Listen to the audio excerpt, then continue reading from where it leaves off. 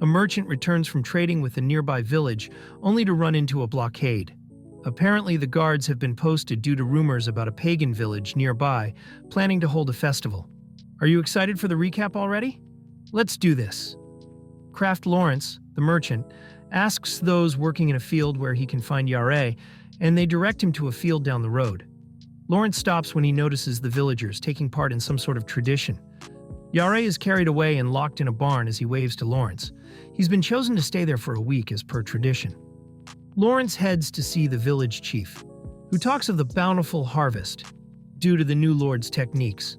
When offered to stay the night, Lawrence declines. His merchandise must be delivered promptly, and he heads out since he can't see Yare anyway. That night, Lawrence sets up camp. But when he lifts the cover of his cart, the pelts seem to be breathing. He pulls the rest of the cover off to reveal a woman sleeping amongst his merchandise. When he shakes her awake, he notices her wolf ears and takes a step back. The woman straightens up and begins to howl at the moon, taking Lawrence by surprise. He draws his dagger and demands to know who she is. The woman says she's Holo, the wise wolf. She wanted to leave the village and snuck into his cart. She reveals that her true home is in Yoitsu to the north, but Lawrence isn't having it. He asks for proof if she's to ride in his cart. Holo agrees, though. She needs either blood or wheat to transform into her true form. He acquiesces and allows her to grab some of his wheat. Lawrence is stricken with fear, and Holo disappears. He decides that the chief's offer doesn't seem so bad now. When Lawrence arrives, he finds Yare, who snuck out of the granary, half expecting him to return. The two sit down for a meal prepared from the village's bounty and talk of their friendship and business together. After one too many drinks, Yare declares that they don't need Holo anymore, especially with the church breathing down their necks. Who cares about gods anyway? Lawrence makes his way to bed, and when he sits down, he's startled by Holo lying beside him. It turns out that she's bound to the last piece of wheat during the harvest, but if there's a bigger sheaf of wheat she can move to it, that's how she appeared in his cart. There used to be someone from the village who asked for her help to keep the village's harvest bountiful throughout the years. Lately, the villagers' belief in her has waned. They have no need of her. Lawrence wonders what's next for her then. She wants to travel north. She wishes to go home. The next day, the two of them head out, and Lawrence agrees to let her travel with him. If she works for her keep, that is. On the trail, Holo senses an incoming storm, so the two decide to take shelter at a nearby monastery. A monk wonders who Lawrence's companion is, and he tells him she's his wife, though she was badly burned and now hides her face to account for the hood covering her ears. They decide to dry their clothes by the fire and strike up a conversation with a lord and lady about Lawrence's recent trading exploits. After they go to bed, a young man who claims to be a merchant praises Lawrence after overhearing their conversation. He joins Lawrence and Holo and explains how he learned that a new silver coin is being minted, which contains a higher silver content than the former. So by hoarding old coins and trading them in for new ones, they could exchange them for foreign currency at a higher rate. Lawrence is intrigued and decides to hear the young man's proposal. After Lawrence returns to their room and gives Holo a pouch containing the wheat she's bound to along with some food. Remembering how Holo told him of her ability to suss out lies, he wonders whether the young man was full of it. Though regardless of whether he wants to make money off the trade or from ripping Lawrence off, there is still money to be made either way.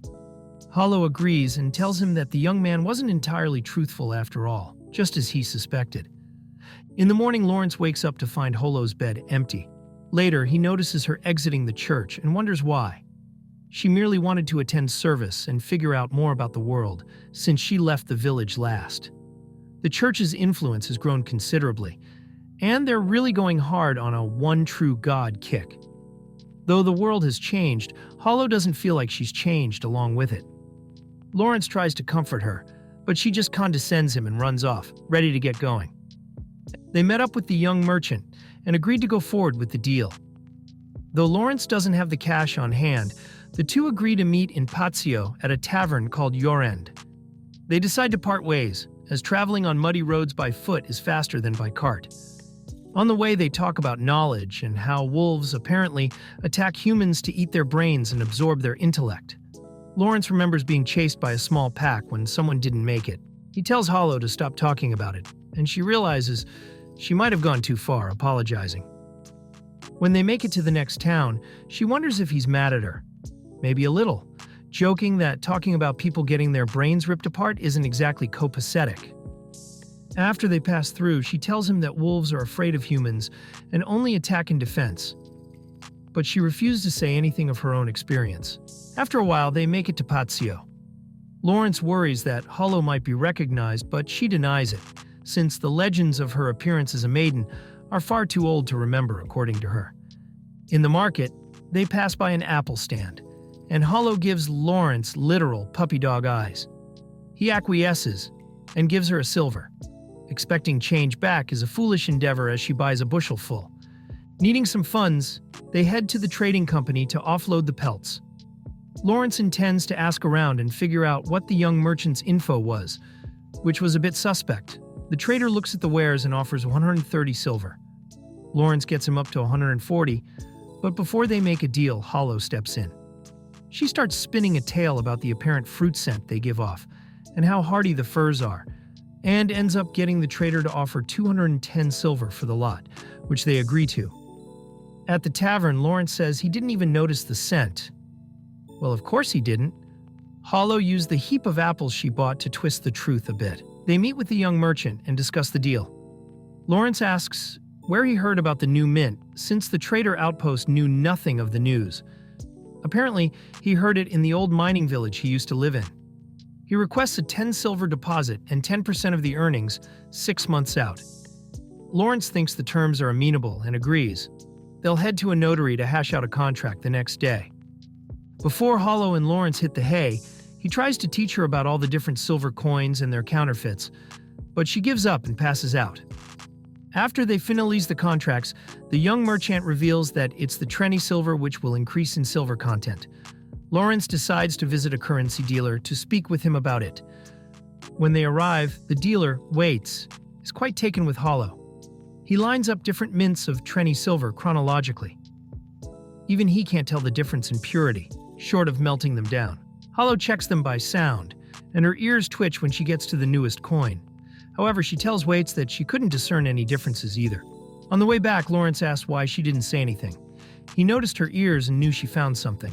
Holo tells him it was payback for his jealousy when Waze hit on her, which catches him off guard. But yes, she did notice a difference. The silver content was actually decreasing. At the tavern, they discuss why the young merchant would make such a deal, since he wouldn't profit, per se.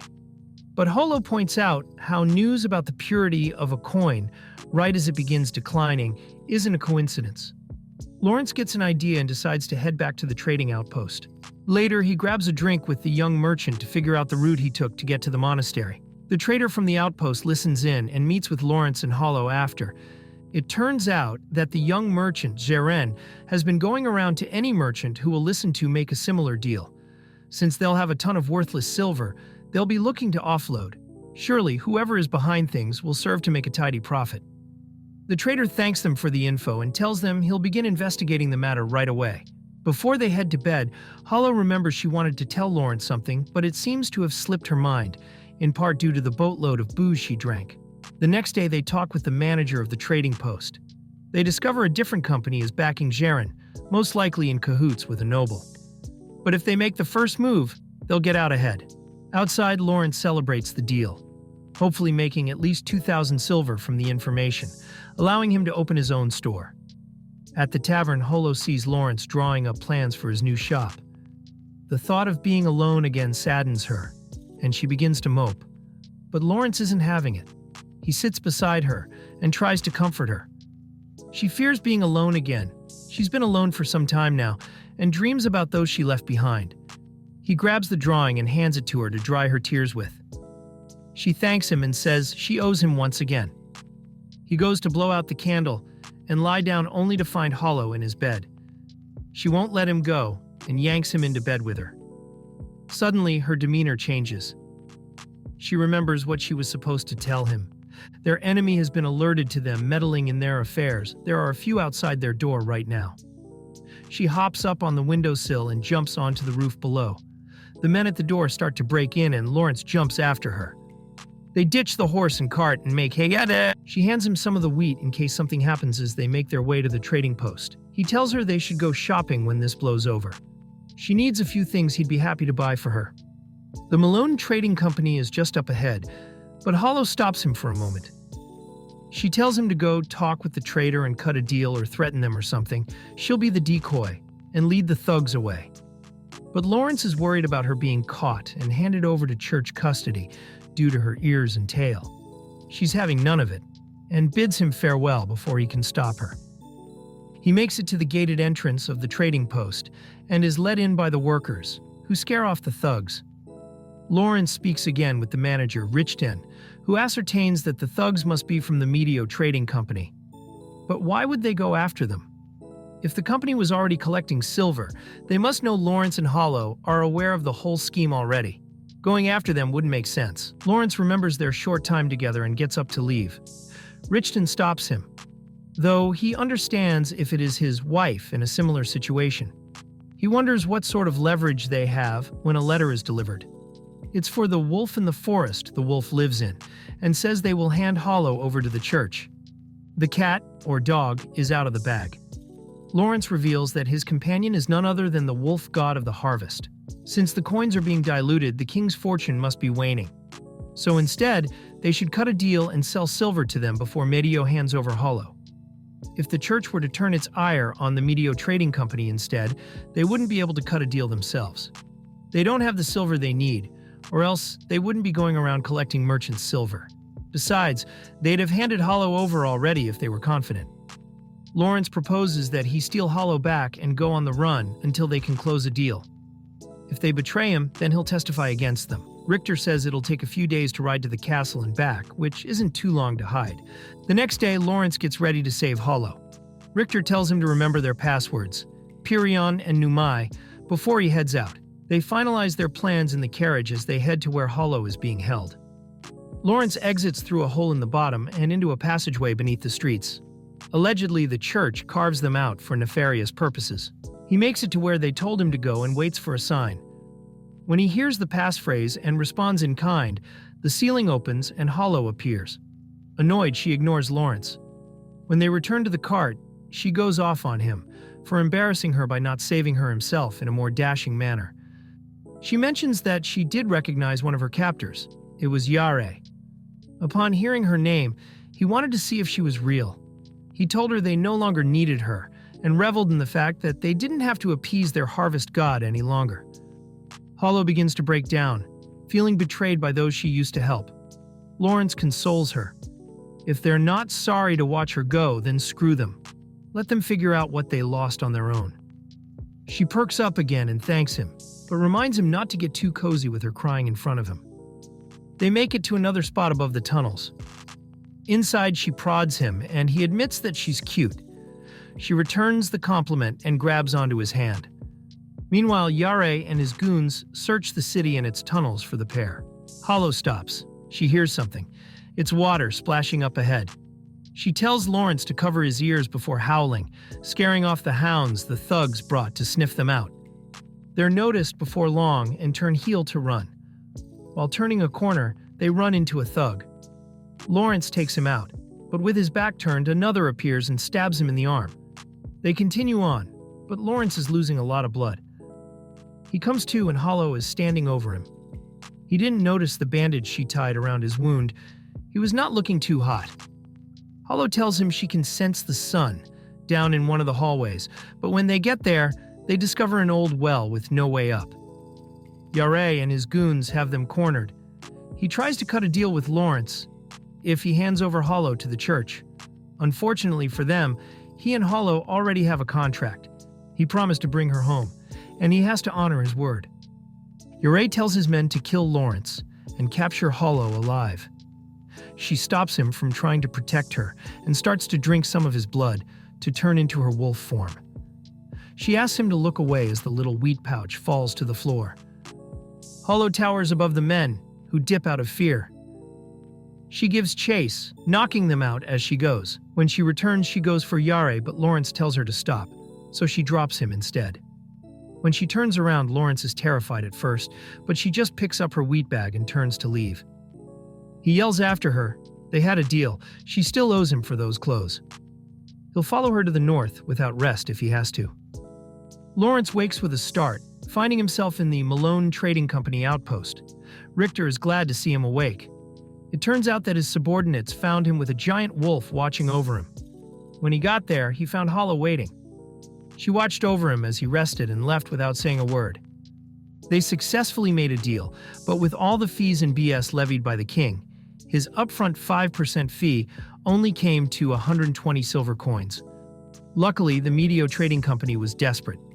Since they already collected a large sum of devalued silver, they ended up striking a deal to make their little scheme profitable, which raises Lawrence's cut a cool 1,000 silver on top of that.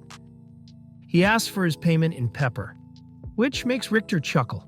Apparently, it reminds him of a play where a demon asks a merchant for the most delicious human, or else he will be eaten himself. So the merchant finds a boy who smells of milk and honey.